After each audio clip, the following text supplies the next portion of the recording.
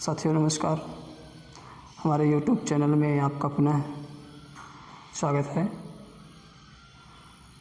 जिन साथियों ने अब तक मेरे YouTube चैनल को सब्सक्राइब नहीं किया है या शेयर नहीं किया है, लाइक नहीं किया है, बेल आइकन को दबाना ना भूलिए। मित्रों, क्लास मेरी अनवर चल रही है। आज की जो क्लास है वो ज्योग्राफी से संबंधित है। चैप्टर है चट्टान, जिसे इंग्लिश में कहते हैं रॉक। यह भूगोल का सबसे इम्पोर्टेंट चैप्टर है। प्रत्येक कंपटीशन में इससे क्वेश्चन पूछे जाते हैं। देखते हैं चट्टान किसे कहते हैं, इसके विभिन्न प्रकार कौन कौन से हैं, और साथ ही साथ उसका प्रयोग, चट्टान का प्रयोग कैसा है, कहाँ कहाँ पे उसका प्रयोग किया जाता है। तो चट्टान का मतलब होता है, रॉक का मतलब होता है पृथ्वी के सतह का कठोरतम भाग। यानी पृथ्वी की सतह का जो कठोरतम भाग है उसे चट्टान कहा जाता है। जो पृथ्वी की संरचना की मूल इकाई होती है, पृथ्वी की जो संरचना है, जो बनावट है, उसकी मूल इकाई होती है। मुख्य रूप से इसे उत्पत्ति के आधार पे 3 भागों में बांटा गया है कि जो चट्टान की उत्पत्ति है, यानी कि उत्पत्ति का जो आधार है, उसे 3 भागों में बांटा गया है। पहला है आग्नेय शैल, या इसे प्राथमिक शैल कहा जाता है। इंग्लिश में कहते हैं इग्नियस रॉक्स। यानी आग्नेय शैल या प्राथमिक शैल एक ही शैल है। कभी कभी एग्ज़ाम में आग्नेय शैल को ना दे करके प्राथमिक शैल देता है या इग्नियस रॉक देता है। इस तरह से भी शब्दावली बदल के भी प्रश्न आते हैं। पहला है आग्नेय शैल, दूसरा है अवसादी या द्वितीयक शैल। अवसादी या द्वितीयक शैल को सेडिमेंट्री रॉक भी कहा जाता है। कभी कभी सेडिमेंट्री रॉक के नाम से भी क्वेश्चन आता है। तीसरा जो है कायांतरित शैल या रूपांतरित शैल या तृतीयक शैल, तीनों इसके नाम हैं। कायांतरित शैल या रूपांतरित शैल या तृतीयक शैल के नाम से भी जाना जाता है। इसे इंग्लिश में कहते हैं मेटामॉर्फिक रॉक, ये इसके नाम हैं।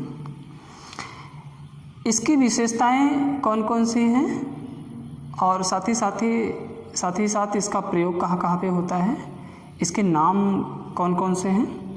तो देखते हैं कि आग्नेय शैल क्या है। तो आग्नेय शैल की उत्पत्ति कैसे होती है। तो यह मैग्मा या लावा के जमने से बनता है। ज्वालामुखी विस्फोट के बाद जो मैग्मा या तरल पदार्थ या लावा जो बाहर आता है, उसके जमने से आग्नेय शैल का निर्माण होता है। यानी आग्नेय शैल की जो उत्पत्ति होती है मैग्मा या लावा के जमने से। इसमें मुख्य रूप से चुंबकीय लौ होता है। चुंबकीय लौ के साथ साथ इस शैल में निकेल होता है, तांबा होता है, सीसा होता है, जस्ता होता है, क्रोमाइट होता है, मैग्नीज होता है, सोना होता है, प्लेटिनियम आदि ये पाए जाते हैं इस शैलों में। साथ ही साथ इसके क्षरण से, यानी कि आग्नेय शैल के क्षरण से काली मिट्टी का भी निर्माण होता है। ये प्रत्येक कंपटीशन में इस तरह से भी क्वेश्चन आता है कि काली मिट्टी का निर्माण कैसे होता है। तो आग्नेय शैल के क्षरण से काली मिट्टी का निर्माण होता है। साथ ही साथ विशेषताओं से भी क्वेश्चन आता है। आग्नेय शैल की विशेषताओं से भी क्वेश्चन आता है। जो आग्नेय शैल, कौन कौन से आग्नेय शैल होंगे, तो ग्रेनाइट, साइनाइट, ग्रेवो, बेसाल्ट और बिटुमिनस कोयला, ये जो है ये आग्नेय शैल के प्रकारों में आते हैं, यानी आग्नेय शैल के ये भाग हैं। ग्रेनाइट जो होता है ये आग्नेय शैल होता है, साइनाइट भी होता है, ग्रेवो भी होता है, बेसाल्ट भी होता है, बिटुमिनस भी होता है, बिटुमिनस कोयला। ये कोयले के प्रकार में बिटुमिनस कोयला जो है ये तीसरे नंबर का कोयला है। बिटुमिनस कोयला भी आग्नेय शैल होता है। ये भी क्वेश्चन बराबर आता है कि निम्नलिखित में से कौन सा आग्नेय शैल का भाग है, तो विकल्प में बिटुमिनस कोयला भी देता है, या इस तरह से भी ग्रेनाइट भी देता है, या साइनाइट भी देता है, ग्रेवो भी देता है, इस तरह से भी देता है। आग्नेय शैल के अन्य नाम भी हैं। इस चट्टान के अलग अलग नाम भी हैं, जैसे बैथोलिथ है, स्टाक है, लैकोलिथ है, लेपोलिथ है, फाइकोलिथ है, सिल है, डाइक है, ये सभी उसके नाम हैं। ये जो एक तरह से चट्टान पिंड हैं, अलग अलग देशों में ये पाए जाते हैं। जैसे बैथोलिथ है, तो बैथोलिथ जो चट्टान है ये इसकी बहुलता संयुक्त राज्य अमेरिका और कनाडा में है। मुख्य रूप से बैथोलिथ जो चट्टान है, बैथोलिथ ये सबसे बड़ा आग्नेय पिंड है, यानी कि सबसे बड़ा आग्नेय चट्टानों में इसकी गिनती होती है। मूलतः ये बैथोलिथ जो है मूलतः ग्रेनाइट से बनता है, ग्रेनाइट पत्थर से ही बनता है, यानी ग्रेनाइट शैल से ही बनता है। तो ये भी बैथोलिथ से भी क्वेश्चन आता है कि सबसे बड़ा आग्नेय चट्टान या आग्नेय पिंड का नाम कौन सा है, तो बैथोलिथ।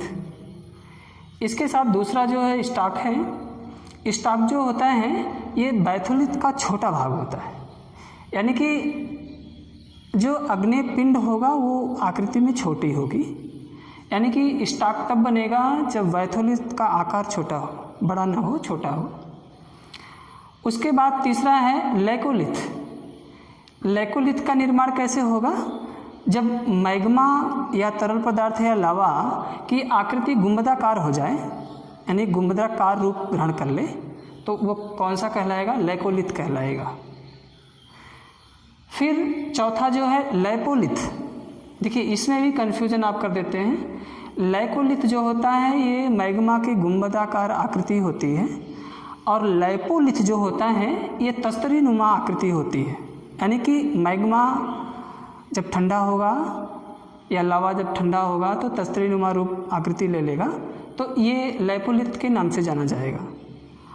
और फाइकोलिथ जो है पांचवें क्रम में, फाइकोलिथ जो है यह मैग्मा के ठंडा होने के बाद जब इसकी आकृति लहरदार हो जाए, लहर की आकृति के रूप में जब इसका निर्माण हो जाए तो फाइकोलिथ हो जाता है।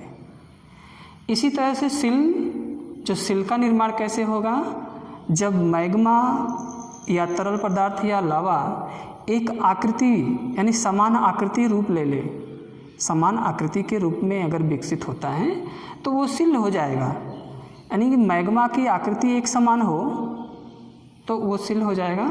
अंतिम और सातवां है डाइक। जो डाइक है, डाइक का निर्माण कैसे होगा, यानी कि ये मैग्मा या तरल पदार्थ जब एक लंबवत दरार में जम जाए तो क्या होगा, वो डाइक हो जाएगा। यानी कि डाइक का निर्माण कैसे होगा, जब मैग्मा का यानी कि लंबवत दरार में जम जाना, ये डाइक होगा। तो ये आग्नेय चट्टानों के अन्य नाम हैं। इनके नाम अन्य अन्य देशों में अलग अलग प्रकार के रखे गए हैं। इसके बाद जो दूसरे नंबर का शैल आता है अवसादी शैल। अवसादी शैल पहला चट्टानों के प्रकार में पहला आग्नेय शैल हमने बताया। जो दूसरा प्रकार है अवसादी चट्टान है, जिसे परतदार चट्टान भी कहा जाता है। इसका निर्माण कैसे होता है, ये प्रकृति के कारकों अपक्षय या अपर्दन की क्रिया के द्वारा, यानी कि प्रकृति के कारकों में जैसे अपक्षय हो, अपर्दन की क्रिया हो, इस क्रिया के द्वारा अवसादी शैल का निर्माण होता है। मुख्य रूप से ये परतदार होता है।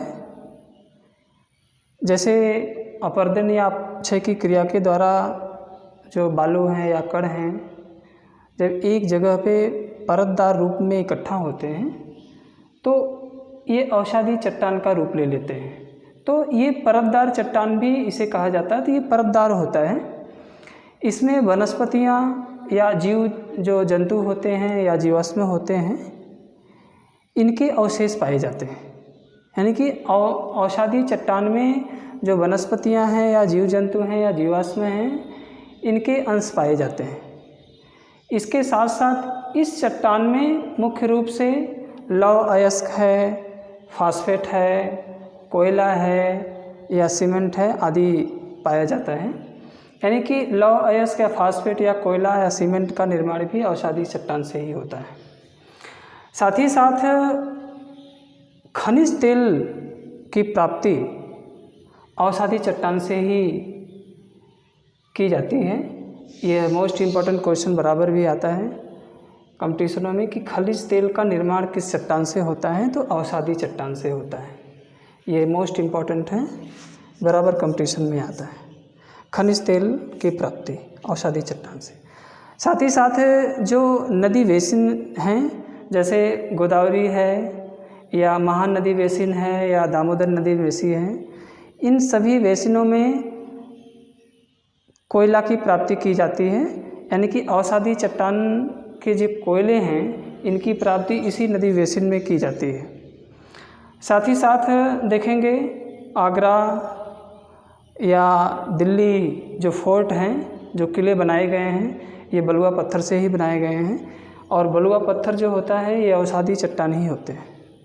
मुख्य रूप से जो अवसादी चट्टान कौन कौन से होते हैं, जैसे बलुआ पत्थर हो गया, ये अवसादी चट्टान होते हैं। चूना पत्थर हो गया, स्लेट हो गया, या कांगलो मेटल हो गया, या नमक की चट्टान हो गया, या सलखरी हो गया, या सपिंड साइल हो गया, या लिग्नाइट कोयला हो गया।